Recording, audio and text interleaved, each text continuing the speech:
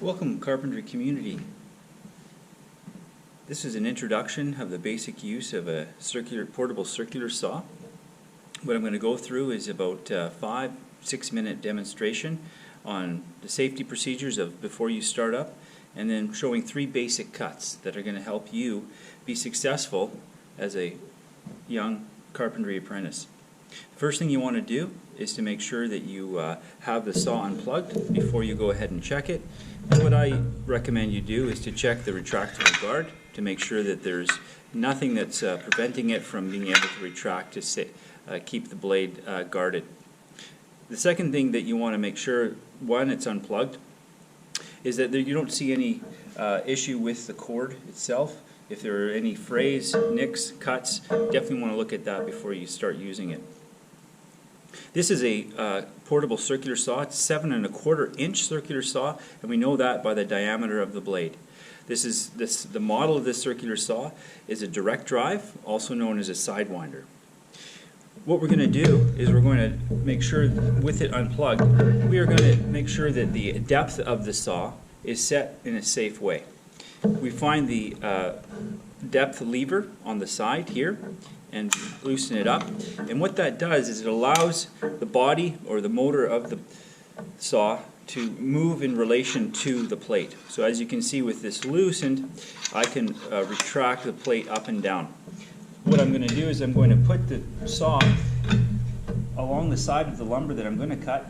I'm not going to allow the blade to go any further than 1/4 inch lower than the actual depth of my material. Once that's maintained, I simply snug the lever.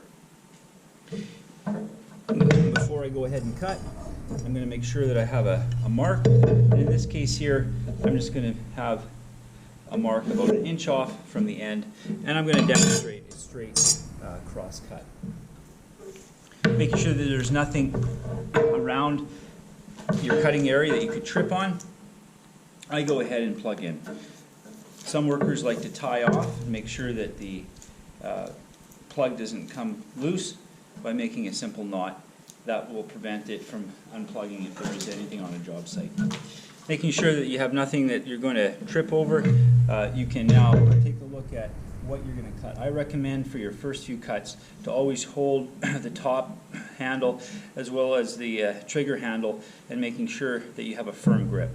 If that's the case, you may find that the lumber might move, so you can always have somebody hold it down. So what I'm going to do is I'm going to actually go ahead and clamp this down, and that way this won't move at all.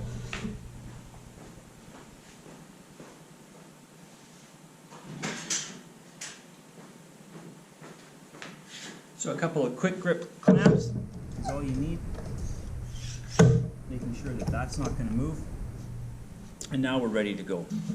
So keeping your finger off the trigger, you can start to see where I'm going to cut on this 2x6, making sure that I have a nice wide stance, balanced, and I definitely want to make sure that I have no part of my body underneath the blade itself.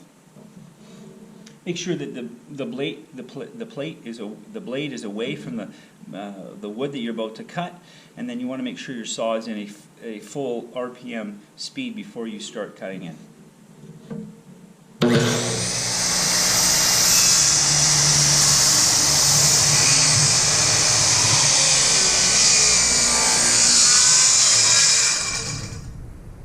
Notice that once I stopped the cut, I did not move the saw off the material. I waited for the blade to come to a complete stop. Nice with this model is it does have an electric brake, so that the blade stops at a fairly quick speed. So that's a basic crosscut, straight crosscut. What I'm now going to demonstrate is a bevel cut, a complete 90-degree bevel cut. In order for me to do that, I'm going to adjust the depth of cut to full, and then I'm going to use the bevel locator and set it at 45 degrees.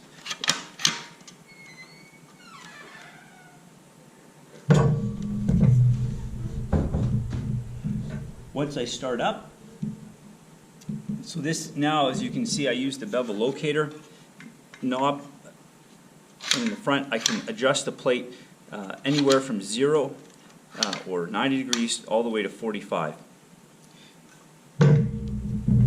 In this case here, you will have to retract the guard. So if you use your index finger and line up the blade to the cut that you're going to do, it's important that you retract the guard so that you can get the blade to bite into the wood.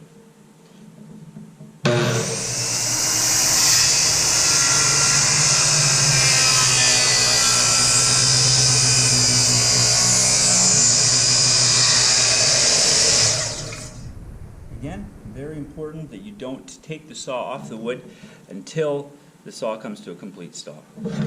Well, there you have it. A couple quick cuts to show you how to properly use a circular saw.